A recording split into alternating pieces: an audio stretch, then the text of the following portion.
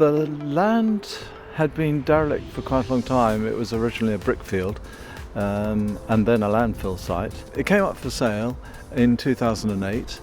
It seemed a wonderful opportunity for the community.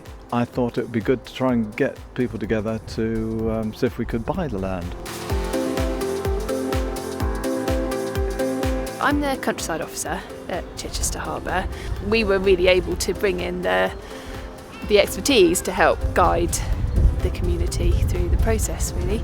The Chichester Harbour Trust is the organisation in Chichester Harbour set up for the pure purpose of buying land to safeguard it. So that was the vehicle through which we were able to purchase the land, and then the trust signed it over to the Conservancy to be able to manage it, and we've got that relationship across lots of different sites. And then we set up the partnership with the Friends of Maybush Copse, who are the local community group who really take a very active role in looking after the area. We had a campaign to raise a lot of money, and we did manage to purchase the site. From the start of the project to where we are now, the change has been phenomenal. Looking around the site today, if you think this used to be a piece of wasteland, it was a brick field and then it was a caravan site. I think taking on a piece of land that does have a history of contamination in the past, that presented quite a lot of obstacles that had to be overcome. But we got through it and came out the other end, and it's been absolutely well worthwhile.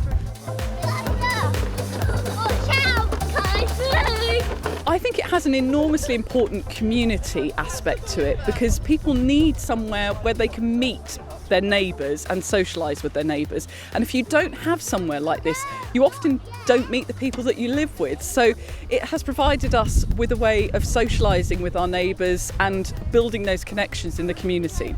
The local school do a all-school walk every half term, where they bring the kids out and walk them around the local area. And quite often they bring them to the copse and walk them around here, which is nice for the kids to have a space to explore. The other way that they get involved is through things like our bird box scheme. So we took the bird boxes to the school, they assembled them, and then they decorated and we hang them in the copse.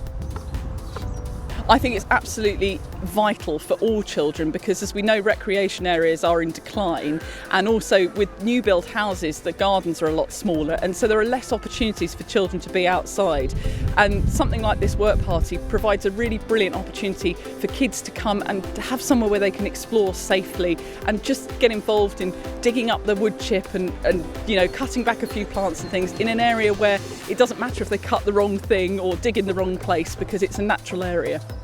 It's provided a whole new focus in the village for completely different sorts of groups and networks who didn't know each other before to come here.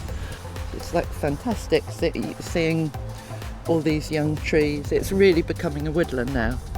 This is absolutely unique.